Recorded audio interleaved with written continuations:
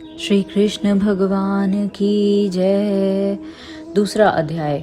श्री कृष्ण भगवान बोले, हे प्रिय, जब गुणवती ने राक्षस द्वारा अपने पिता और पति का मरना सुना तो दुखित हुई और रुदन करने लगी।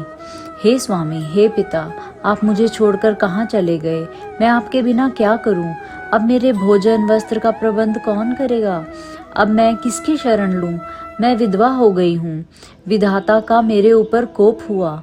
मैं कैसे जीऊं? श्री कृष्ण जी बोले, कुकरी के समान विलाप करती हुई, हवा से हिलते हुए केले के पत्ते की तरह कांपती हुई वह पृथ्वी पर गिर पड़ी। थोड़ी देर में सावधान होने पर फिर विलाप करने लगी और शोक समुद्र में डूब गई।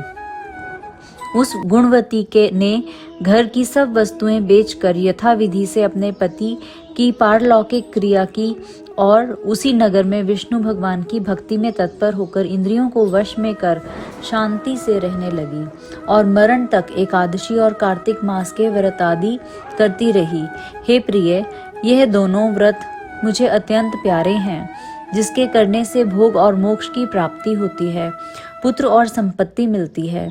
कार्तिक की तुला राशि पर सूर्य निकलने पर महापापी जो भी प्रातः काल स्नान करते हैं वे भी मुक्ति को प्राप्त होते हैं।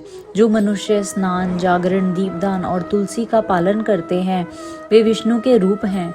विष्णु भगवान के मंदिर में झाड़ना, सतिया काढ़ना और विष्णु की पूजा आदि का कार्य जो मनुष्य करते हैं वह जीवन मुक्त होते हैं। इस प्रकार वह गुणवती हर एक वर्ष कार्तिक व्रत और विष्णु भगवान का नित्य ही पूजन करती रही।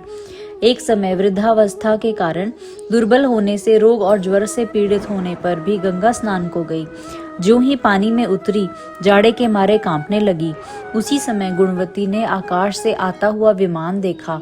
शंख, चक्र, गदा, पद्म आदि आयुधों को लिए हुए विष्णु के रूप धारण करने वाले पार्षद गरुड़ की ध्वजा वाले अप्सराओं से युक्त ऐसे विमान में बिठाकर वैकुंठ को ले गए।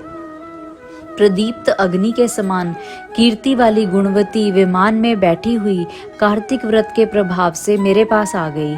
जब ब्रह्मादि देवताओं की प्रार्थना से मैं पृथ्वी पर आया तब वे गण भी मेरे साथ आए। हे भामिनी, यह सब यादव मेरे गण हैं और तुम्हारे पिता देवा शर्मा भी इस जन्म में सत्राजित हुए और तुम्हारे पति चंद्र शर्मा इस जन्म में अक्रूर हैं। और हे देवी, तुम वही गुणवती हो जो कार्तिक के स्नान के प्रभाव से मेरे लिए अत्यंत प्रिय हो। तुमने तो मेरे मंदिर के सामने तुलसी का बगीचा लगाया, उसी से यह कल्प वृक्ष तुम्हारे आंगन में है।